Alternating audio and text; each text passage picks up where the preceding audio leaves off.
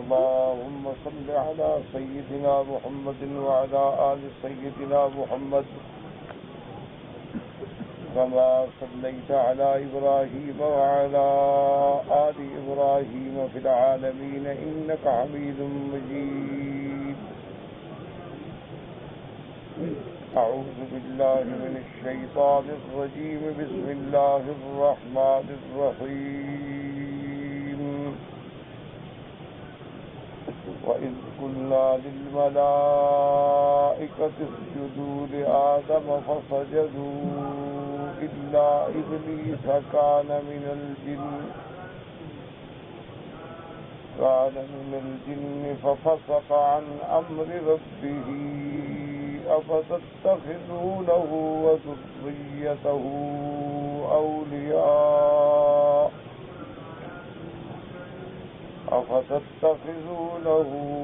وذريته أولياء من دوني وهم لكم عدو بئس للظالمين بدلا. ما أشهدتهم خلق السماوات والأرض ولا خلق أنفسهم وما كنت متخذ المضلين عضدا. اللہ تبارک و تعالی نے کلام مقدس کے ان آیات مبارکہ میں جو سورۃ الجن کی آیات ہیں اس میں آدم علیہ السلام کا ذکر فرمایا ہے. جیسا کہ سابقہ آیات میں الحمدللہ آپ نے پڑھا تھا کہ اللہ تبارک و تعالی نے احوال قیامت کا ذکر فرمایا کہ جس دن پہاڑوں کو اللہ اڑا دیں گے، زمین کو چٹیل میدان بنا دیں گے اور تمام مردہ مخلوقوں کو دوبارہ زندہ فرمائیں گے اور کسی کو بھی نہیں چھوڑیں گے.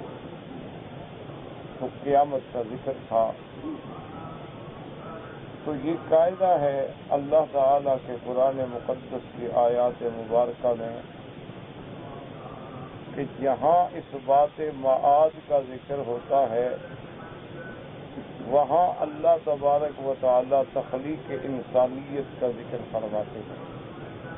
اس کی وجہ یہ ہے کہ جن لوگوں کو اس بات سے یقین نہیں آتا کہ ہم مرنے کے بعد اٹھیں گے،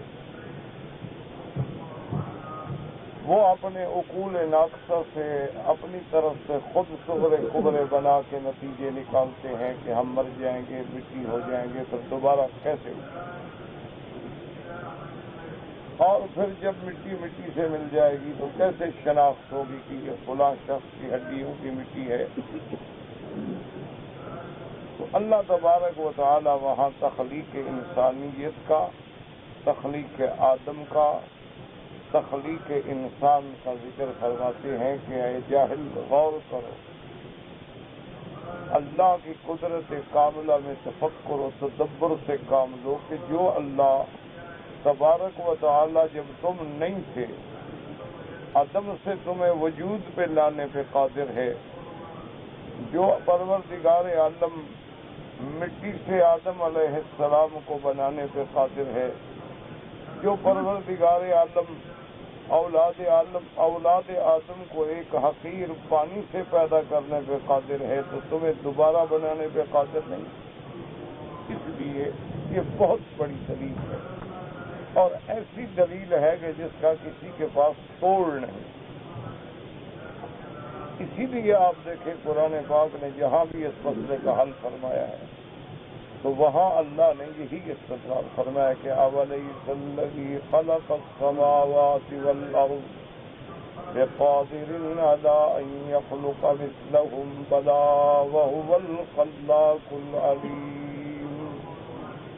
اللہ نے فرمایا کہ جو خدا آسمان زمین نہیں تھے، کوئی وجود ہی نہیں تھا آسمانوں کا اور زمینوں کا، بس ایک پانی تھا، تو اگر اللہ ان آسمانوں اور زمینوں کو پیدا کرنے پہ قادر ہے تو کیا تمہیں دوبارہ بنانے پہ قادر نہیں ہے؟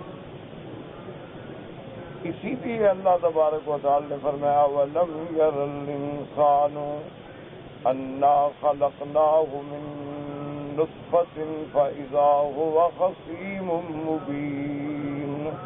اللہ نے فرمایا میرے محبوب غور کرو، اس انسان کو دیکھو، اس کافر اور جاہل انسان کو دیکھو کہ جس کو ہم نے ایک حقیر پانی سے پیدا کیا، جب ہم نے انسان بنا دیا تو اب ہم سے جھگڑے کرتا ہے۔ ضرب لنا مثلا ونسي خلقه، ہمیں مثالیں پیش کرتا ہے کہ یہ مٹی ہے، ہڈی کو سیدھا ہو گئی ہے، یہ دوبارہ کیسے پیدا ہوگی؟ اپنی پیدائش کو بھول گیا کہ تمہیں ہم نے کیسے پیدا کیا۔ قل من قال من يحيي العظام وهي رميم، اور کہتا ہے کہ ان ہڈیوں کو دوبارہ کون زندہ کرے گا جب یہ بوسیدہ ہو گئی، یہ گل گئی ہیں، مٹی ہو گئی ہیں۔ قل يحييها الذي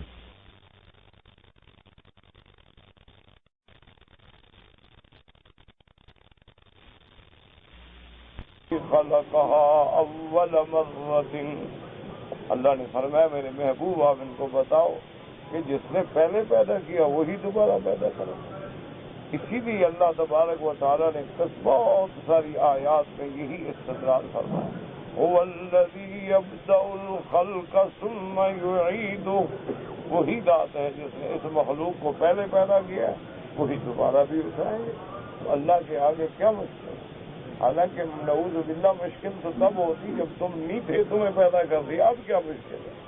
اس لیے اللہ تبارک و تعالیٰ نے جہاں بھی قیامت کا ذکر آئے گا وہاں تخلیق انسانیت کا ذکر آئے گا کہ آدمی غور کرے کہ جو پروردگار عالم ہمیں ایک پانی سے اور کیسے اس پانی کی حفاظت کی، اس کو 3 اندھیریوں میں رکھا، ماں کے پیٹ میں، رحم کے اندر، بچہ دانی کے اندر، اور پھر وہی تمہاری غذا کا انتظام کیا، وہی تمہاری نشو و نما کا انتظام کیا، اسی مقام پہ تم پہ مراحل گزرے، وہی تم میں روح پھونکی گئی، وہی سارا کچھ تمہاری شکلیں بنائی گئیں اور تم ایک انسان بن کے دنیا میں آئے۔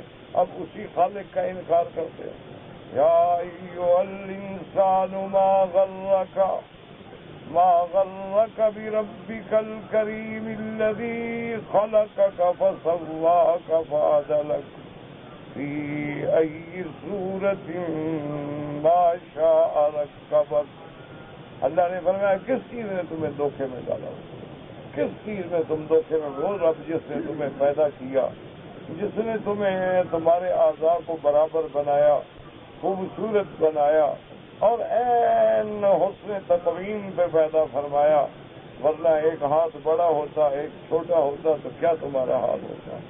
ایک ٹانگ بڑی ہوتی ایک چھوٹی ہوتی تو کیا تمہارا حال ہوتا؟ ایک آنکھ بڑی ہوتی ایک چھوٹی ہوتی تو تم دنیا کے اندر لوگ دیکھ کے تم سے ڈر جاتے۔ تو اس خدا کا بجائے شکر کرے کہ تم کفر کر رہے۔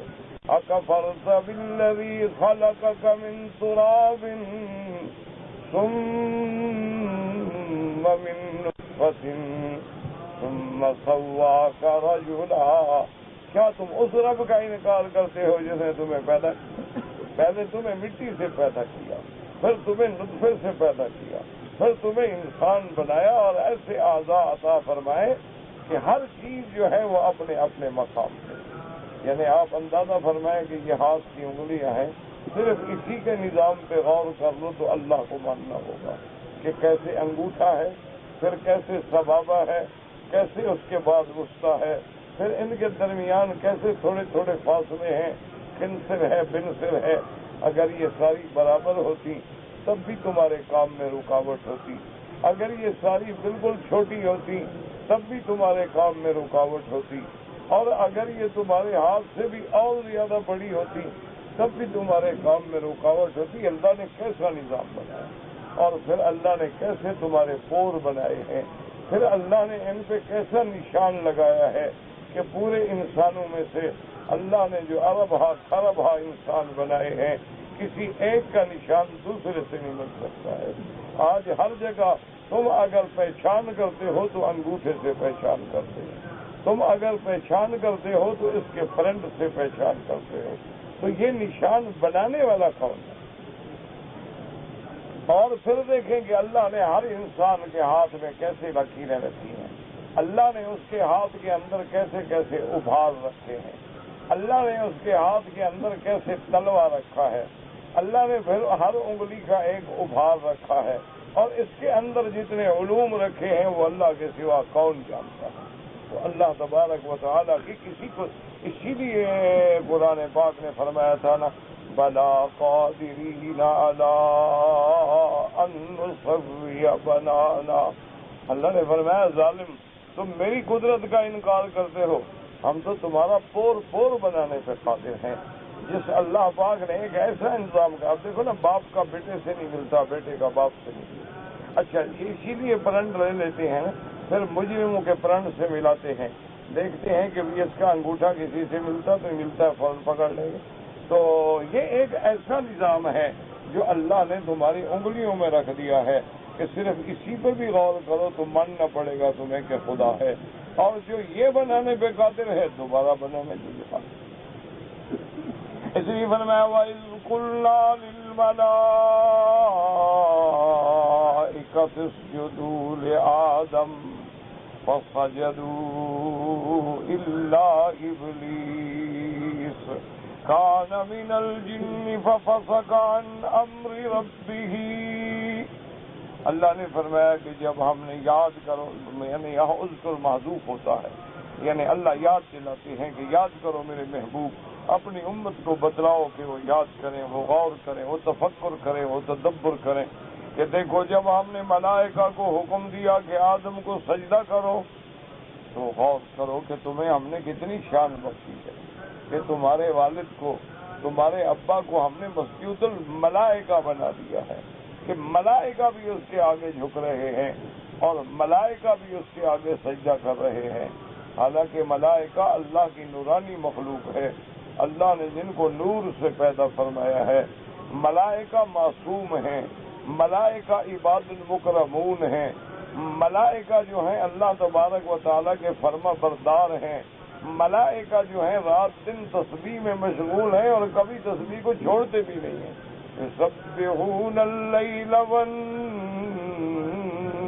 والنہار لا یفترون، اللہ نے فرمایا جو دن رات میں میری تسبیح کہہ رہے ہیں، اس لیے بعض روایات میں ملتا ہے کہ فرشتے جو تسبیح کہتے ہیں سبوح قدوس ربنا ورب الملائکۃ والروح، اس لیے ایک حدیث میں آتا ہے کہ انسان سجدے میں سبحان ربی الاعلیٰ کے بعد یہ بھی کہے سبوح قدوس ربنا ورب الملائکۃ والروح سبحانک اللہم وبحمدک اللہم اغفر لی۔ تو اللہ کے نبی نے ہمیں سکھلایا۔ اب اتنی مقدس، یعنی وہ مخلوق جن کو اپنی تسبیح و تقدیس پہ ناز ہے کہ نحن نسبح بحمدک ونقدس لک، لیکن اللہ نے تمہارے ابا آدم کو اتنا اونچا کر دیا، اتنی شان بخشی کہ تمام ملائکہ کو حکم دیا کہ آدم کو سجدہ کرے۔ اس لیے اللہ پاک نے دوسرے مقام پہ حکم فَإِذَا نَفَخْتُ فِيهِ مِن رُّوحِي فَقَعُوا لَهُ سَاجِدِينَ، اللہ نے فرمایا جب ہم آدم میں روح پھونک دیں، آدم زندہ ہو جائے، سب سجدے میں گر جاؤ۔ تو بہرحال یہ مسئلہ بھی سمجھ لیں کہ آج کل اللہ معاف فرمائے ہدایت کرنے والے کم رہ گئے اور بھٹکانے والے زیادہ ہو گئے، گمراہ کرنے والے زیادہ ہو گئے اور راہبر جو ہے وہ کم ہو گئے ہیں۔ اسی لیے لوگوں نے پھر مسائل میں لوگوں کو الجھا دیا کہ دیکھو جی اگر آدم کو سجدہ جائز ہے تو پھر حضور صلی اللہ علیہ وسلم کو کیوں جائز نہیں؟ اگر اللہ کے خلیفہ کو جو نبی ہیں رسول بھی نہیں ہیں ان کو سجدہ جائز ہے تو انبیاء ہیں رسول ہیں ان کو سجدہ جائز کیوں نہیں ہے؟ اور اسی لیے بڑی بڑی بحثوں میں پڑے، حالانکہ یہ ساری باتیں جو ہیں جہالت ہے، اور یہ ساری باتیں جو ہیں کم عقلی ہے یا ضد ہے، اللہ عالم۔ ایک موٹی سی بات یاد رکھ رہے کہ دیکھیں نا، سوال یہ ہے کہ اگر اللہ نے ہمیں حکم دیا میرا سجدہ کرو، اللہ حکم دیتے میرے نبی کا سجدہ کرو، ہم کرتے، انکار کا کوئی مسئلہ ہی نہیں۔ دیکھو نا، اللہ نے حکم دیا نا کہ میرا سجدہ کرو اور میرے سوا کسی کا سجدہ نہ کرو، بس یہ اس کا حکم۔ اللہ کے بندے اگر اللہ حکم دے دیتے کہ میرے نبی پاک کا سجدہ کرو، اولیاء اللہ کے قبروں پہ سجدہ کرو، تو کون مائی کا لال ہے جو انکار کرتا ہے؟ آدم کے لیے اللہ نے حکم دیا، ملائکہ نے سجدہ کیا، تو اس سے تمہیں حکم دیا نہ کرو، انہیں حکم دیا کرو، وہ اس حکم کے پابند ہیں، ہم اس حکم کے پابند ہیں، جھگڑے کی کون سی بات ہے؟ اچھا، جس نے وہ حکم نہیں مانا وہ کیا بن گیا، اور جو یہ حکم نہیں مانے گا وہ بھی کیا بنے گا؟ ایک موٹی سی بات ہے، یعنی موٹے سے عقل والے کو بھی سمجھ آ سکتی ہے، اگر دماغ میں بھروسہ ہو تو پھر اللہ کی مرضی ہے۔ اسی لیے علامہ اقبال کہتا ہے نا کہ سمجھ میں نقطہ توحید آ تو سکتا ہے، پھر دماغ میں بت خانہ ہو تو کیا کہیں؟ اگر تم نے اپنے دماغ میں بتوں کا ڈیرا لگا لیا ہے تو الگ بات ہے، ورنہ عقل میں توحید کی بات ہے۔ بھائی آدم کو سجدہ کرو، یہ اللہ کا حکم، جس نے نہ کیا ابلیس بن گیا۔ اللہ نے ہمیں حکم دیا کہ وَاسْجُدُوا لِلَّهِ الَّذِي خَلَقَهُنَّ، صرف اس کا سجدہ کرو۔ یہ حکم نہیں مانے گا وہ بھی ابلیس بن جائے گا۔ ایک سیدھی سی بات۔ تو اس لیے اس بحث میں پڑھنا کہ وہ عبادت کا سجدہ ہے اور تعظیم کا سجدہ ہے، اور بڑے بڑے مباحث ہیں کہ تعظیم کا سجدہ جو ہے اس شریعت میں جائز تھا۔ بھئی شریعت ملی نہیں آدم علیہ السلام کو، کون سی شریعت؟ آدم علیہ السلام کو تو کوئی شریعت نہیں ملی، کوئی کتاب نہیں ملی۔ آدم علیہ السلام کو اللہ نے زمین میں بھیجا، زمین کے آباد کرنے کے طریقے بتلائے کہ زمین میں کھیتی باڑی کیسے ہوگی، تعمیر کیسے ہوگی، عمران کیسے ہوگا، تدابیر منزل کیسے ہوگی، زمین کو کیسے آباد کریں گے، کیسے کھیتیاں لگائیں گے، کیسے دنیا بڑھے گی، گھر بنائیں گے۔ یہ ساری وہاں تو کوئی شریعت ہے ہی نہیں۔ ہاں، دوسری بات یہ بھی ہے کہ یہ سارا معاملہ جو ہے وہ آسمانوں پہ ہے، زمین پہ ہے ہی نہیں۔ تیسری بات یہ ہے کہ جو سیدنا یوسف علیہ السلام اور یعقوب علیہ السلام کے سجدے سے استدلال کرتے ہیں، وہاں تو کہہ سکتے ہیں آپ کہ وہ تعظیمی سجدہ ہے اور ان کی شریعت میں ہے، شریعت اسلام میں نہیں ہے، ورنہ آدم علیہ السلام کی تو شریعت ہی نہیں۔ اور بعض علماء یہ فرماتے ہیں کہ تعظیمی سجدہ کرنا کسی کو بھی حرام ہے، ہاں البتہ یہ نہیں کہیں گے کافر ہو گیا، ہاں اگر بل بنا عبادت اس نے غیر کو سجدہ کیا ہے تو وہ تو کافر ہو جائے گا۔ اچھا، بل بنا عبادت تو نہیں کر رہا، تعظیم سمجھ کے کر رہا ہے تو گناہ گار ہے، اس نے غلط کام کیا ہے جس سے اللہ نے منع کیا، حضور صلی اللہ علیہ وسلم نے لعنت کی۔ تو بہرحال اس آیت میں اللہ نے ارشاد فرمایا کہ ہم نے حکم دیا ملائکہ کو کہ اسجدوا لآدم، آدم کو سجدہ۔ اب سب ملائکہ نے سجدہ کیا الا ابلیس، مگر ابلیس نے سجدہ نہیں کیا۔ اب اس میں بھی علماء نے بڑی بحثیں لکھی ہیں کہ جی حکم تو فرشتوں کو تھا اور ابلیس جو ہے وہ تو جنوں میں ہے، وہ تو فرشتہ ہے ہی نہیں، اس کو تو گویا حکم ہی نہیں تھا۔ یہ بحثیں ہیں۔ بڑا دکھ ہوتا ہے جب آدمی ایسی کتابیں پڑھتا ہے نا کہ ہم نے لوگوں کو ان قصوں میں الجھا دیا ہے، اور جو قرآن کا پیغام ہے نا انقلابی، وہ ہم بھول گئے۔ ہم نے اسی جھگڑوں میں امت کو الجھا دیا ہے، ایک تعظیمی سجدہ ہے، ایک عبادت والا سجدہ ہے۔ حکم ملائکہ کو ہوا تھا اور ابلیس کو نہیں ہوا تھا، اور ابلیس جنوں میں تھا۔ پھر یہ ہے جی کہ ملائکہ کے ساتھ رہتا تھا، اور ملائکہ چونکہ اعلیٰ تھے تو لہذا ادنیٰ کو حکم، اتنی تفصیلات میں جانے کی مجھے بتائیں کیا تفصیل؟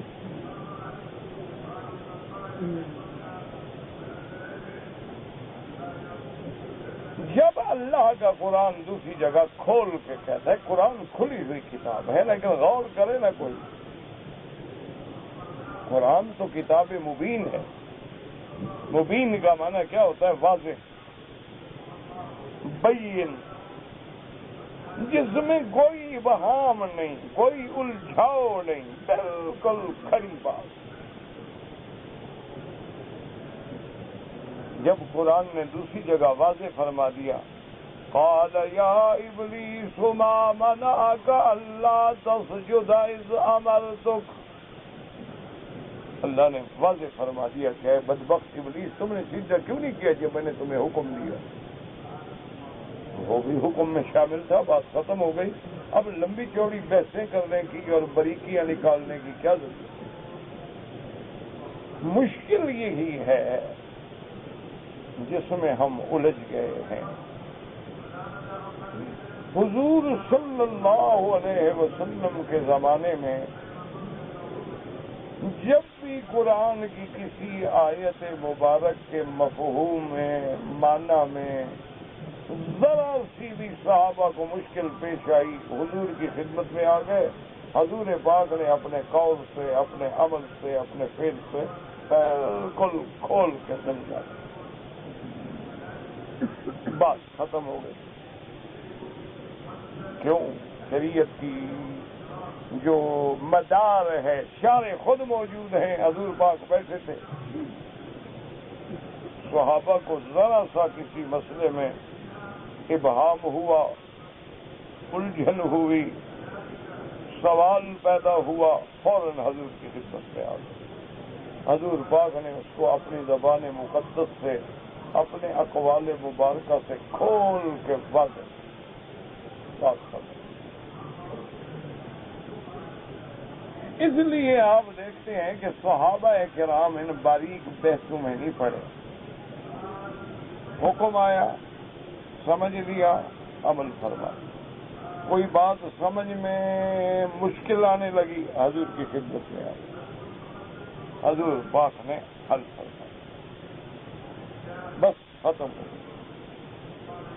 اب صحابہ کے بعد پھر دور حضور سرکار کے بعد صحابہ کا دور آیا، پھر بھی اللہ کا شکر ہے خیر رہی، کیونکہ تفسیر بیان فرمانے والے لوگ کون تھے؟ خلفاء راشدین، سیدنا ابی بکر، عمر، عثمان، علی، ابی بن کعب، زید بن ثابت، ابی موسیٰ الاشعری، معاذ بن جبل، بڑے بڑے اجلہ صاحب، عبداللہ ابن عباس، عبداللہ ابن مسعود، یہ لوگ تھے، اور انہوں نے قرآن حضور سے پڑھا تھا۔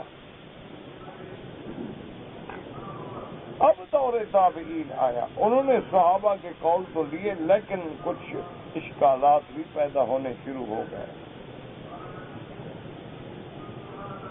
پھر اس کے بعد جو ہے نا، اللہ معاف فرمائے، اللہ معاف فرمائے، لوگوں نے ایسے ایسے اقوال قرآن کی تفسیر میں داخل کر دیے، روایات اسرائیلیہ سے قرآن مجید کے تفاسیروں کو بھر ڈالا، اور کعب احبار، وہب ابن منبہ کے اقوال اور سابقہ کتب کے اقوال، ایسی ایسی چیزیں قرآن میں تفسیر میں داخل کر دی کہ امت الجھ کے رہی۔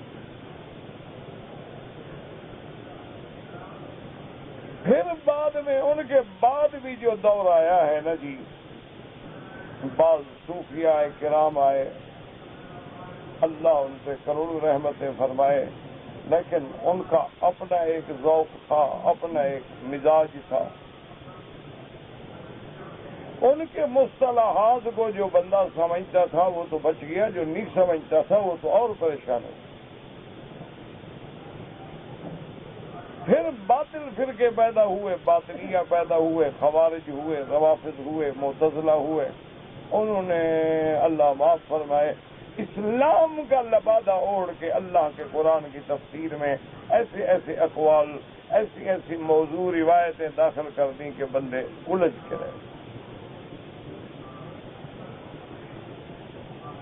اسی لیے دیکھیں کہ صحابہ کی کتنی بڑی نظر تھی کہ خوارج کے ساتھ مناظرہ تھا، اور مناظرہ کرنے کے لیے جا رہے تھے حضرت عبداللہ ابن عباس رضی اللہ عنہما۔ حضرت علی رضی اللہ تعالی عنہ نے فرمایا کہ یا عبداللہ، خوارج سے تمہارا مناظرہ ہے، قرآن کی آیات نہ پیش کرنا۔ بس گھبرا گئے، انہوں نے کہا حضرت میرا تو میدان ہی قرآن ہے، اللہ کے نبی نے مجھے قرآن سمجھنے کے لیے دعا دی تھی نا، تو میرا تو موضوع ہی قرآن ہے، میرا تو میدان ہی قرآن ہے، اللہ کو آپ کہتے ہیں قرآن پیش نہ کروں۔ آپ نے فرمایا اللہ کے بندے، قرآن کی آیات جو ہے نا اس کے کئی معنی لیے جا سکتے ہیں، ایک لفظ ہے لیکن معنی بہت ہیں، تو اگر تم آیت پیش کرو گے آپ ایک معنی کریں گے، دشمن اور معنی کر دے گا، تو لوگ الجھن میں پڑ جائیں، مسئلہ حل ہونے کے بجائے الجھ جائے گا۔ تم اس کو حضور کی حدیث پیش کرو، کیونکہ حدیث اس مسئلے کو کھول کے متعین کر دے گی، اب کوئی ہل نہیں سکتا۔ اب دیکھو نا نماز ہے، اب حضور نے نماز پڑھ کے دکھلا دی، اب اس کا کوئی اور ترجمہ کرے ہم کہیں گے دماغ خراب ہے۔ بس نماز کا معنی حضور نے خود عمل کر کے دکھلا دیا ہے، بس حکیم الصلاۃ یہ ہے صلاۃ۔ اب کوئی کہے کہ صلاۃ بمعنی دعا ہے، اور صلاۃ بمعنی رحمت ہے، اور صلاۃ بمعنی حرکت الصلوین ہے، اور صلوات بمعنی درود ہے، لہذا بس درود پڑھ لیا نماز ہو گیا۔ حضور پاک نے نماز پڑھ کے دکھلا دی ہے، بات ختم، اب کوئی مائی کا لال اس میں ہیرا پھیری نہیں کرنا۔ اب اگر ہم لغت کی بحثوں میں الجھ جائیں، ہم ایک ایک حرف کے لغوی معنی میں آ جائیں گے، تو اس کا نتیجہ یہی نکلے گا۔ آپ جیسے دیکھیں نا آج کل بڑے لوگ ہیں وہ کہتے ہیں جی حج کی کیا ضرورت ہے، 1,00,000 روپے آپ حج پہ خرچ کرتے ہیں، اور آپ کے ملک سے 1,00,000 آدمی جاتا ہے، ارب روپیہ خرچ ہو جاتا ہے، غریبوں کو تقسیم کر دو، یتیموں کو دے دو، بیواؤں کو دے دو، جن کی شادیاں نہیں ان کو دے دو، بس ظاہر بات کتنی اچھی لگتی ہے۔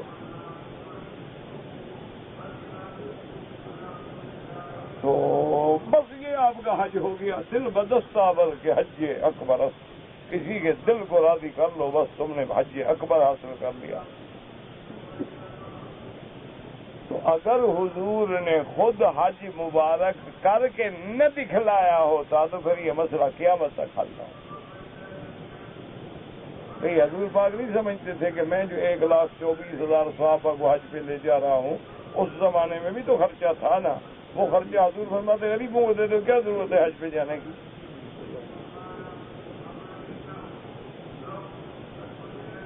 تو مسئلہ حل ہو گیا کہ یہ حج ہے۔ اس لیے ہمیشہ یاد رکھو کہ قرآن کو جب سمجھنا ہو، سب سے پہلے قرآن کی آیت پڑھو، اس کا لفظی ترجمہ دیکھو کہ لفظی ترجمہ کیا ہے۔ اور سلیس ترجمے تو آج کل بڑے ملتے ہیں کہ عربی اس کے اردو بڑی اچھی ہے، زبان اچھی ہے، سلاست ہے، بلاغت ہے، فصاحت ہے، لیکن جو صحیح ترجمہ ہے نا وہ شاہ عبد القادر رحمۃ اللہ علیہ۔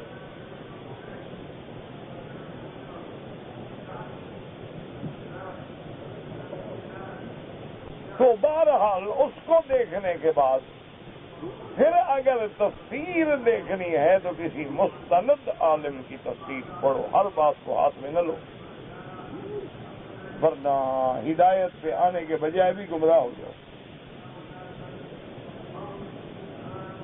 اب جو لوگ اہل قرآن بن گئے وہ بھی تو حدیث کا انکار کر بیٹھے، وہ بھی تو قرآن کی وجہ سے آ گئے، دل بھی کثیرن و حدیث بھی کثیرن۔ وجہ کیا تھی کہ انہوں نے قرآن کو تو لے لیا لیکن صاحب قرآن کو چھوڑ بیٹھے، گمراہ ہو گئے۔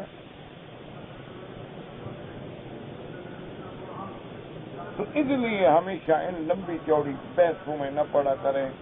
اب جیسے ایک ایک چیز پہ بحث ہوتی ہے کہ آدم کا نام آدم کیوں تھا، کیونکہ رنگ ان کا جو ہے وہ گندم گون تھا، اس لیے آدم کا اللہ نے نام رکھا ہے۔ اس بات میں پڑھنے کی ضرورت کیا ہے؟ اچھا جی، ان کا قد مبارک جو ہے 60 ہاتھ تھا۔ او جی، اتنا بڑا قد کیسے ہوگا؟ تمہارا اگر 3 فٹ ہو سکتا ہے، تمہارا 3 فٹ 4 فٹ 5 فٹ کیوں ہے؟ ایک مخلوق ہے، اللہ جب یہ بنائیں گے ایسی اچھی لگے گی، جب وہ مخلوق تھی وہ اچھی لگتی تھی۔ اب ان بحثوں میں الجھ جانا یہ بندے کا کام ہے۔ صرف قرآن کے اس واقعے پہ غور کرو جو قرآن تمہیں بتلانا چاہتا ہے کہ دیکھو میں نے تمہیں کتنی عزت دی، کتنا شرف دیا کہ تمہیں آدم سے پیدا کیا اور آدم کو مسجود الملائکہ بنا دیا، اور اسی میں عابد زاہد جو آسمانوں میں رہتا ہے وہ اللہ کے ایک حکم پہ ایک سجدہ نہ کرے تو قیامت تک ملعون بن جائے، اور تم روز کے 5 نمازیں نہ پڑھو، تم کیا بنو گے؟ بس اسی پہ غور کرو، قرآن یہی بتلانے آیا کہ بھئی اس نے صرف تمہارے ابا آدم کو سجدہ نہیں کیا، ملعون، لعنتی، جنت سے نکلو، عثمان سے نکالو، جہنمی ہو گیا۔ اور جو اللہ کا حکم ہے اور 5 دفعہ پکارتا ہے آدمی حی علی الصلاۃ، اور وہ بیٹھا ہے سگریٹ پی رہا ہے، فلم دیکھ رہا ہے، ٹی وی چل رہی ہے، تاش کھیل رہا ہے، پرواہ ہی نہیں، تو وہ کیا ہوگا؟ بس اس پہ غور کرو، اسلام تمہیں یہ دکھلانے کے لیے آیا۔ یہی وہ وجہ ہے کہ آج آپ دیکھتے ہیں نا جی کہ لوگ لڑاتے ہیں 2 جماعتوں کو، 2 فرقوں کو، 2 پارٹیوں کو، اور پھر ہر پارٹی دوسرے کو قتل کر دینے کو جہاد سمجھتی ہے، کہتی ہے شہید ہو گیا ہے۔ وہ کلمے پڑھنے والے نے کلمہ پڑھنے والے کو مار دیا، کہاں شہید ہو گیا؟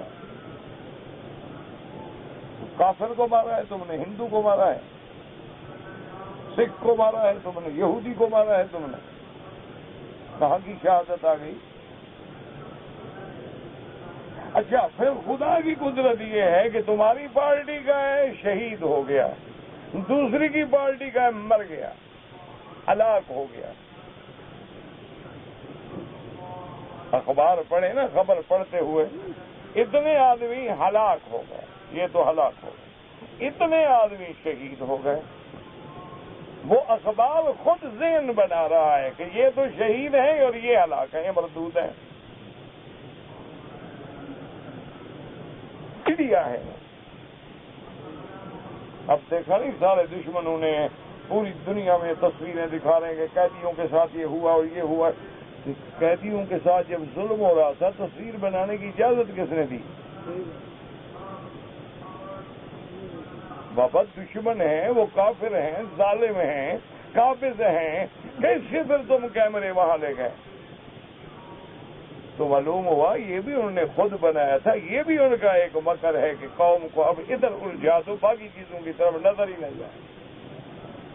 یہ بھی ان کا ایک مکر ہے کہ اب قوم کی ادھر الجھاؤ۔ دیکھو جی کتنے شریف لوگ ہیں، معافی مانگ رہے ہیں، دیکھو جی ان کا کریکٹر، کردار، امت مسلمہ کو تباہ کر دیا، معافی مانگ رہے ہیں۔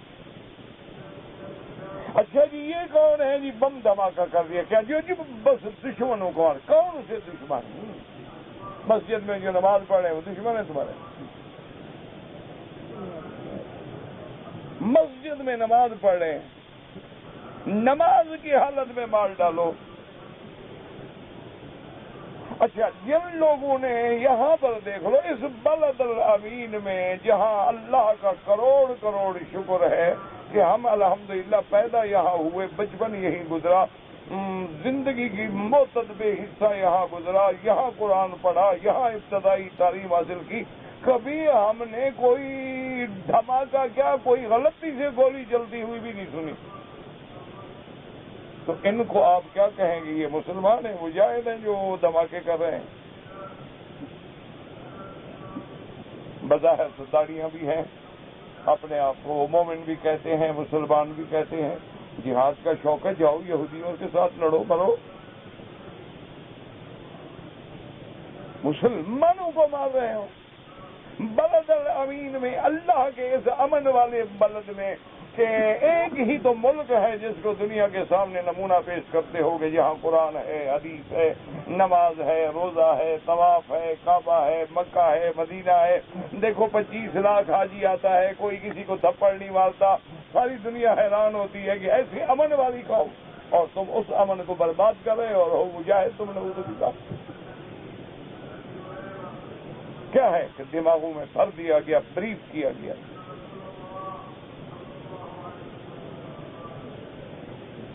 اچھا اب جناب دیکھیں آپ شیعہ سنی کو جی مار ڈالیں. کب سے چلا ہے شیعہ سنی کا جھگڑا؟ یہ 2-4 سال سے پیدا ہوا ہے، حضرت عثمان کے وقت سے شروع ہو گیا. تو اگر یہ 1400 سال میں ہی ختم ہوا، اب تم مار کے ختم کر دو. اختلاف ہے، رہنے دو، کوئی بات نہیں. دلائل سے بات کرو، علم سے بات کرو، قائل کرو دوسرے کو کہ بھائی تم غلطی پہ ہو. یہ تو کوئی طریقہ نہیں نا کہ ڈنڈے لے کے اور ریفل لے کے اور دھماکے لے کے اور مسجدوں میں اور گاڑیوں میں. اچھا گاڑی جا رہی ہے، بس جا رہی ہے، اس میں بچے ہیں، عورتیں ہیں، بے گناہ ہیں، جن کو پتہ ہی نہیں غریبوں کو.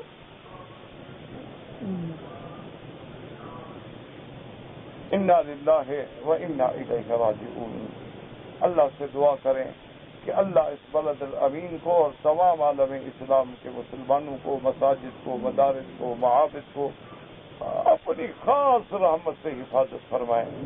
اور جو نوجوان بھٹکے ہوئے ہیں اللہ ان کو راہ راست پہ لائیں. اللہ ان کو ہدایت کا فیصلہ فرمائیں، ان کو صحیح عقل آئے، وہ حق و باطل کو سوچ سکیں اور دوست اور دشمن میں تمییز کر سکیں. اللہ تبارک و تعالی سے دعائیں مانگا کرو. اس کی وجہ سے یہ سوچنے کی بات ہوتی ہے. اب آپ کے ملک میں بھی آپ دیکھیں براق کی تصویر بکتی ہے، ٹھیک ہے، براق شریف کی تصویر بکتی ہے باقاعدہ، بڑی خوبصورت بنی ہوئی. اچھا بعد میں تو صورت یاسین اور صورت ملک اور صورتیں بھی لکھی ہوتی ہیں. اب ٹھنڈے دل سے سوچو کہ جب حضور معراج پہ جا رہے ہیں تو ابو بکر کو بھی پتہ نہیں، ابو جہل کو بھی پتہ نہیں، یہ کیمرہ مین کون تھا جس نے براق کا فوٹو کھینچا؟ کوئی عقل نہیں ہے، بھوسا بھرا ہوا. اچھا آپ کہیں گے جی وہ کیمرہ شیمرہ نہیں، یہ تخیلاتی تصوراتی ایک خاکہ ہے. ٹھیک، خاکہ اچھا بنایا تم نے کہ چہرہ عورت کا بنایا، اوپر حضور کو بٹھا دیا. خدا کے غضب سے ڈرو، اللہ کے قہر سے ڈرو. حضور پاک کا تو ہاتھ کبھی غیر محرم عورت کے ہاتھ کے قریب بھی نہیں گزرا. سرکار دو عالم نے تو کبھی غیر محرم عورت پہ نظر بھی نہیں ڈالی. حضور بیعت فرما رہے ہیں تو بی بی ہندا کو بھی آواز سے پہچانا، حالانکہ بی بی ہندا حضور کی چچی ہے، ابو سفیان کی بیوی ہے، حضور کی سکی چچی ہے. اگر حضور چچی کو مل بھی لیتے، بلا بھی لیتے، بات بھی کر لیتے، بھتیجے ہیں آپ اس کے. لیکن حضور پردہ ہے درمیان میں. جب بی بی ہندا نے بات کی نا، حضور نے فرمایا کہ اللہ پاک فرماتے ہیں کہ لا یشرکن باللہ شیئا ولا یسرقن ولا یزنین ویقتلن اولادہن، تو فوراً بی بی ہندا جوش میں آ گئی. اس نے کہا کہ یا رسول اللہ، آپ جو شرط لے رہے ہیں کہ عورتیں مسلمان زنا نہ کریں، کوئی شریف عورت بھی زنا کر سکتی ہے؟ بی بی جوش میں آ گئی.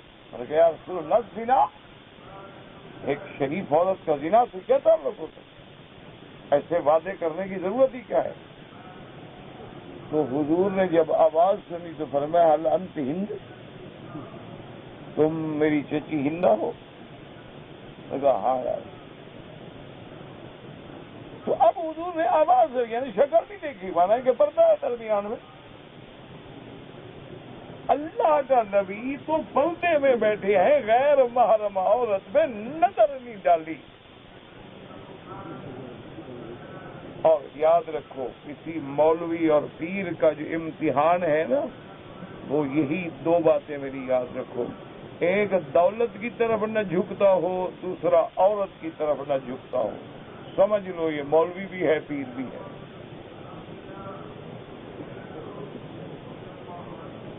نمازیں لمبی لمبی پڑھتا ہو، تہجد پڑھتا ہو، ساری رات ایک ٹانگ پہ کھڑا رہتا ہو پگلے بھگت کی طرح، کوئی مسئلہ نہیں. نماز نہیں پڑھے گا، لوگ جوتے نہیں ماریں گے کہ مولوی کا بیٹا ہے نماز نہیں پڑھتا بس بس.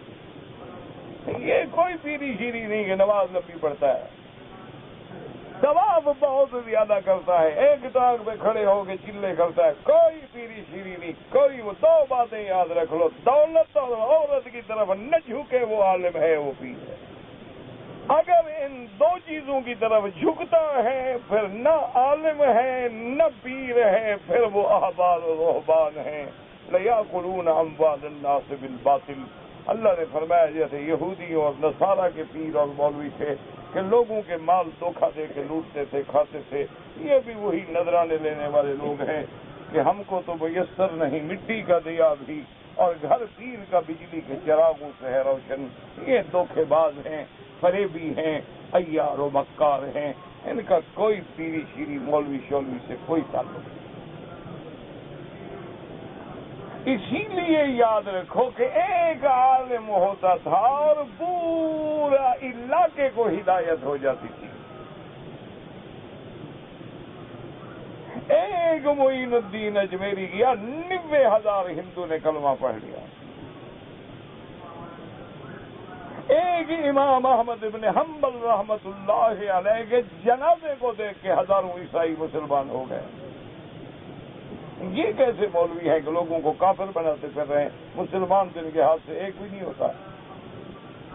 اور ایسا دماغوں میں بٹھا بھر دیا ہے نا جی کہ کسی دیوبندی کو کہہ دو کہ جناب یہ مسجد بن رہی ہے تو بریلویوں کی، لیکن اس کے اندر پیسوں کی کمی ہے، کوئی مہربانی کر کے چندر ہوگا. کسی بریلوی کو کہہ دو کہ جناب یہ دیوبندیوں کی مسجد ہے، مسجد میں پیسہ کم ہو گیا ہے، چھت بچی کھڑی ہے، رمضان آ رہا ہے، لوگ تراویح پڑھیں گے، تو وہابیوں کی مسجد میں پیسے لگا دو. تمہاری مسجدیں الگ ہو گئیں، نمازیں الگ ہو گئیں. اور ان کے سارے مولوی ایک دفعہ پکڑ لو نا جی، میرے تو بس میں نہیں ہے نا، میں چونکہ غریب آدمی ہوں، طالب العلم ہوں، میرے بس میں نہیں. ورنہ یہ سارے جتنے مولوی بنے پھرتے ہیں نا، مولوی شیعہ بریلوی دیوبندی سارے ایک بڑے کمرے میں ہال میں بند کر کے ان کو 8-10 دن کے لیے بٹھا دو نا، بھوکا، نہ پانی دو نہ روٹی دو، ان کو سیدھی سیدھی بات کرو، تمہارا خدا کوئی الگ الگ ہے یا ایک ہے؟ تم سب کا ایمان اسی ایک قرآن پہ ہے یا سب کا قرآن الگ ہے؟ تمہارا ایمان سیدنا محمد مصطفیٰ کی نبوت اور رسالت پہ ہے یا کوئی گڑبڑ ہے؟ تم سارے کعبے کی طرف نماز پڑھتے ہو یا ہر کسی کا کعبہ الگ الگ ہے؟ تم سب کا عرفات، منا، حج، تلبیہ، لبیک، احرام ایک ہے یا الگ الگ ہے؟ ان کو 8 دن بھوکھا رکھو تو ٹھیک ہو جائیں، سیدھے ہو جائیں. کیوں؟ جب تک حلوہ کھڑا ہے نا حق نہیں نکلے گا. یہ حلوہ جو ہے نا بڑا پلستر ہے، بڑا خطرناک. یہ اسی لیے دیکھو نا، جو آپ ہاؤس بناتے ہیں نا تیل وغیرہ کے لیے، کروڈائل کے لیے، ڈیزل کے لیے، پیٹرول کے لیے، تو اس میں چینی ڈالتے ہیں تاکہ لیکیج بند ہو جاتی ہے. یہ حلوہ ایسا بلا ہے کہ لیکیج ایسی بند کرتا ہے، حق کا کلمہ نکلتا ہی نہیں. پھر جناب ان کو پوچھو 8 دن کے بعد کیا کہتے ہیں. ہمارے لقمان صاحب ہوتے تھے، اللہ ان کی قبر پر رحمت فرمائے، کیا بہترین ساتھی تھے. سب چلے گئے، اچھے چلے گئے، ہم جیسے بدکار رہ گئے. تو ایک دفعہ بریلویوں کا اور دیوبندیوں کا جھگڑا ہو گیا علی پور ضلع مظفر گڑھ کے علاقے میں. تھانے دار نے ہمت کی کہ دونوں پارٹیوں کو پکڑ لیا تاکہ بھائی قتل نہ ہو جائے، لڑائی نہ ہو جائے، تھانے میں لے آیا۔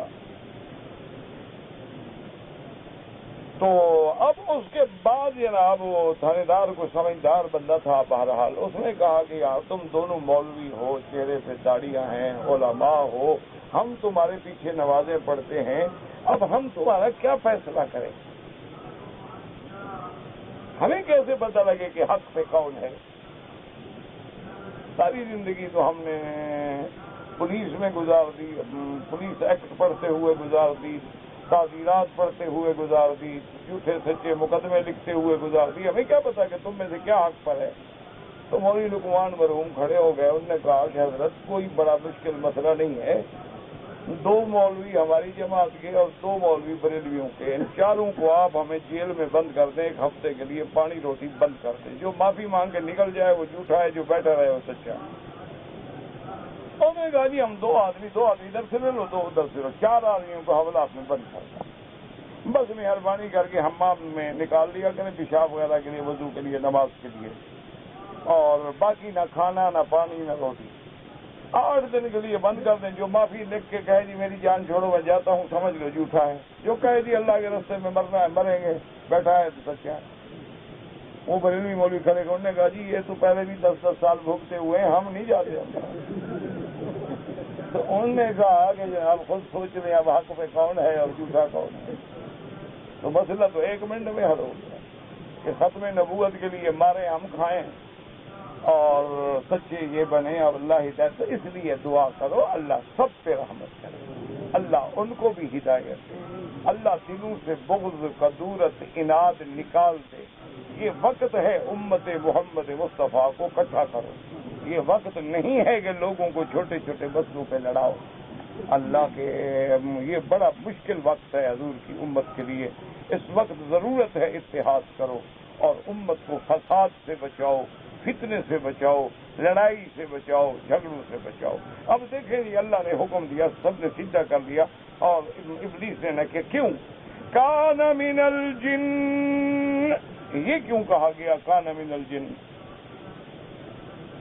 اس لیے یاد رکھو کہ ایک تو یہ پتہ لگ جائے کہ ملائک کی اصل الگ تھی، اس کی اصل الگ تھی، وہ نور سے تھے اور یہ نار سے تھا۔ ایک دوسری بات اس میں ایک لطیف اشارہ ہے کہ آگ جو ہے نا اس کا کام ہی ایسا ہے، جب یہ لگتی ہے نا پھر کنٹرول میں نہیں رہتی، دیکھا نہیں آگ ذرا لگے سارے گھر جلا رہے، تو آگ کا کام ہی حد سے نکلنا ہوتا ہے۔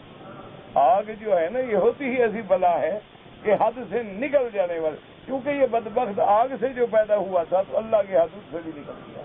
کان من الجن ففسق عن امر ربه، رب کے حکم سے تجاوز کر کے حدود اللہ سے نکل گئی۔ اب آگے اللہ پاک نے تحدید کی، افتتخذونه وذريته اولیاء من دونی، افتتخذونه وذريته اولیاء من دونی وهم لكم عدو۔ اللہ نے فرمایا اے میرے بندو غور تو کرو کہ تم ابلیس کو اور اس کی ذریت کو مجھے چھوڑ کے دوست بنا رہے ہو، وہ تو تمہارا اتنا بڑا دشمن ہے کہ تمہارے باپ کو بھی سیدھا نہیں کیا، تم اسی کی دوستی لگا رہے اور مجھے چھوڑ رہے۔ بڑی عقل والے لوگ کہ اس کو اور اس کی ذریت کو تو تم دوست بنا رہے ہو اور میری دوستی کو چھوڑ رہے ہو۔ بئس للظالمین بدلا، تو ظالموں نے کیا برا سودا کیا کہ اللہ کی دوستی کو چھوڑ کے شیطان کے دوست بن گئے۔ چاہیے تو تھا کہ اللہ کے دوست بنتے، نہ کہ شیطان کے دوست بنتے، لیکن انہوں نے کتنا برا بدلہ لیا ہے، خدا کو چھوڑا اور شیطان کو دوست بنا دیا۔ اچھا اب اس میں بھی پیسے ہیں جی کہ وذریتہ، شیطان کی اولاد ہوتی ہے یا نہیں ہوتی؟ یہاں ہے نا فتتخذونہ وذریتہ، تو ذریتہ سے مراد کیا ہے؟ تو کیا بھی ابلیس کی اولاد ہے یا نہیں ہے؟ تو بعض علماء تو یہ فرماتے ہیں کہ بھائی ابلیس کی بھی کوئی اولاد نہیں، ان کو بھی اللہ نے آگ سے پیدا کیا، جیسے ملائکہ کی کوئی اولاد نہیں ہے، اللہ نے ان کو نور سے پیدا کیا ہے، اور جن جو ہیں اللہ نے ان کو نار سے پیدا کیا ہے۔ اور بعض علماء فرماتے ہیں کہ ایک حدیث مبارک میں جو صحیح حدیث ہے یہ ملتا ہے کہ اس کی بھی اولاد ہے۔ تو اس لیے اللہ کے قرآن مبارک کی تفسیر میں جب حدیث رسول مل جائے تو سبحان اللہ، اس کے بعد کسی اور چیز کی ضرورت ہی رہتی۔ تو معلوم ہوا، اس لیے علماء نے پھر بڑی کتابیں لکھی ہیں کہ جیسے انسانوں میں توالد و تناسل ہے، اسی طرح جنات میں بھی توالد و تناسل ہے، جیسے انسانوں میں جوڑے ہیں اسی طرح جنات میں بھی جوڑے ہیں، جیسے انسان میں مرد اور عورت ہے اسی طرح جنات میں بھی مرد اور عورت ہیں۔ تو اللہ پاک نے ان کے اندر بھی توالد تناسل کی اجزاء رکھی ہیں۔ دعا کریں اللہ ہمیں، ہماری اولادوں کو، نسلوں کو ہر فتنے سے، ہر مصیبت سے، ہر گمراہی سے محفوظ رکھے۔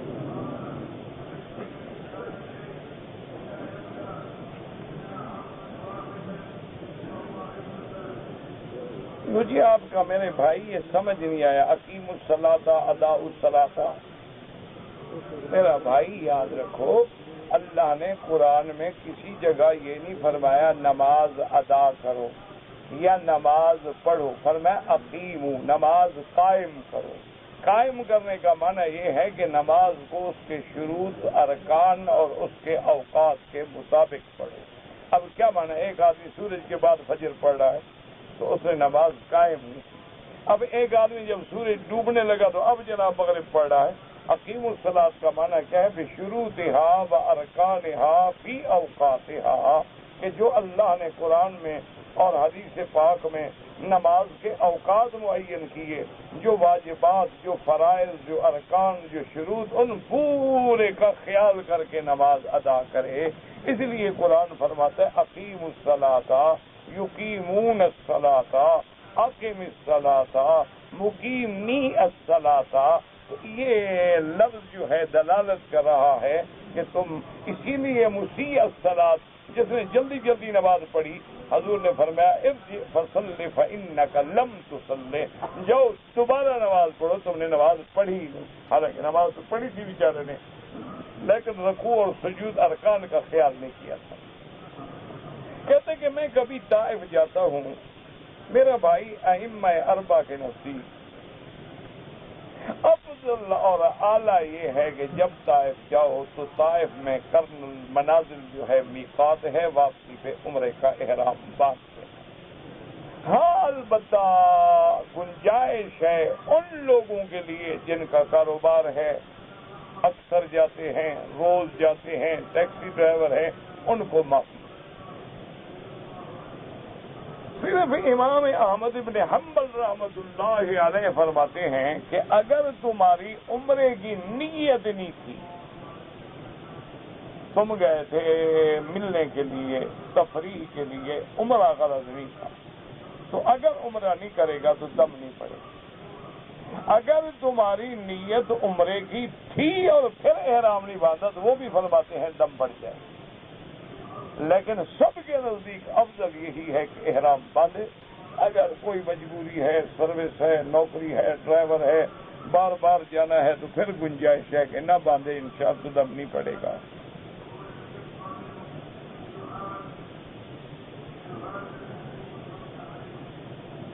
ایک آدمی کہتا ہے جی کہ میں نے عمرہ کیا، عمرہ کرنے کے فارغ ہونے کے بعد میں نے اپنے بال خود کاٹے ہیں، کوئی حرج نہیں۔ جب آپ نے طواف کر لیا، صفا مروہ دوڑ لیا، اب آپ نے احرام سے نکلنا ہے، چاہے کوئی اور نکالے یا خود مشین پھیر دو، خود سیفٹی پھیر دو، کوئی حرج نہیں۔ میرے پڑوسی نے مجھے کہا کہ اپنے مکان پہ مجھے ڈش لگانے دو، میں نے منع کیا، لیکن مالک مکان نے اجازت دے دی۔ بس تم نے منع کیا، تمہارا اتنا فرض بنتا ہے تو اب تم گناہگار نہیں ہو، ہمارے ذمے یہ ہے ہم برائی سے منع کریں۔ اب ہمارے ہاتھ میں تو ہے نہیں، جن کے ہاتھ میں قانون ہے، طاقت ہے، وہ تو چاہیے کہ زور سے روکیں۔ اسی لیے حضور نے فرمایا من رأى منکم منکرا فلیغیرہ بیدہ ومن لم یستطع فبلسانہ، ورنہ زبان سے تم نے کہہ دیا انشاءاللہ تم پہ کوئی گناہ نہیں۔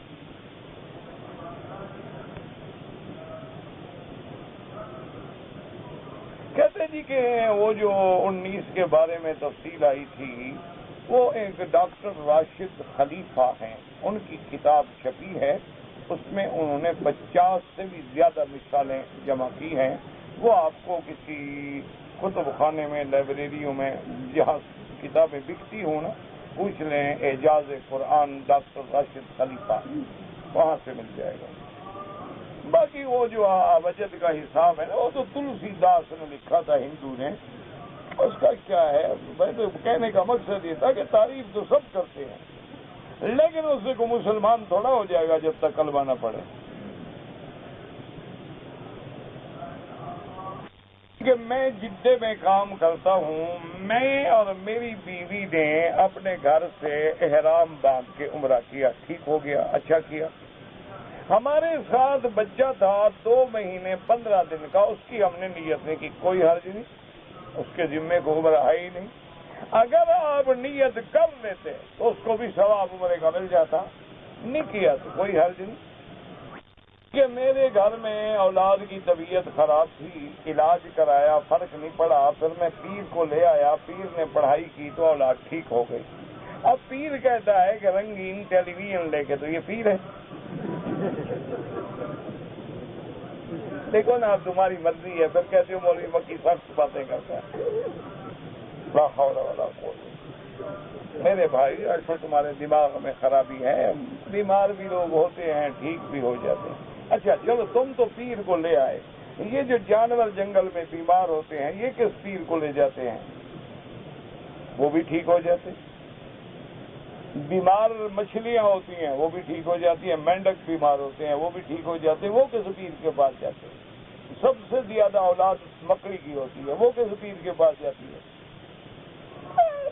ایک تمہارا سائیکولوجیکل ایفیکٹ ہے، نفسیاتی بیماری تھی، پیر نے آگے شاں شوں کیا، تم نے سمجھا ٹھیک ہو گیا۔ اصل میں تمہارا سائیکولوجیکل ایفیکٹ تھا، تمہارا کام یہ تھا کہ سائیکیٹرسٹ کے پاس جاتے، ڈاکٹر نفسی کے پاس، تمہیں 2 دعائیں دیتا، تم ٹھیک ہو جاتے، تم غلط علاج کراتے ہو۔ کوئی بیماری شماری نہیں تھی، کوئی پیر شیر کو ٹیلی ویژن خرید کر کے نہ دو۔ مسجد ہے، 2-3 سال نماز پڑھا تھا، لیکن یاد رکھو، ایک ہے کہ آدمی مسجد کی نیت کر کے مسجد بنا دیتا ہے، اب وہ تبدیل نہیں ہو سکتی۔ ایک ہے مصلی کہ ہم کبھی نماز پڑھتے تھے اس کمرے میں، اب توڑ دیا، کوئی بات نہیں، کوئی مسئلہ نہیں۔ مسجد اور مصلی میں فرق ہے۔ گھر میں آدمی نماز پڑھے، کمرہ بنا لیتے ہیں، پڑھتے رہتے ہیں، تو گھر کا ایک کمرہ ہے، مسجد تھوڑی ہے۔ مسجد وہ ہے جو نیت مسجد کی خاطر بنائی جائے، اس کو آپ نہیں تبدیل کر سکتے، نہ توڑ سکتے ہیں، نہ بدل سکتے ہیں۔ کہتے ہیں جی کہ اگر ہم توبہ کر لیں بڑے سے بڑے گناہوں سے، ہمارا یقین ہے اللہ معاف کر دیں گے، تو قیامت میں وہ درج ہوں گے نہیں، وہ مٹا دیے جائیں۔ جن گناہوں سے ہم نے توبہ کر لی، گویا بالکل پلیٹ صاف ہو گئی، وہ بالکل اسکرین سے اڑ گئے، ڈیلیٹ کر دیے گئے۔ حتیٰ کہ ایک حدیث میں اللہ لکھنے والوں کو بھی بھلا دیں گے، کبھی میرے بندوں کو تانا نہ دے سکے، جن نے لکھا تھا ان کو بھی بھلا دیں۔ تم توبہ تو کرو، دروازے کھلے ہیں۔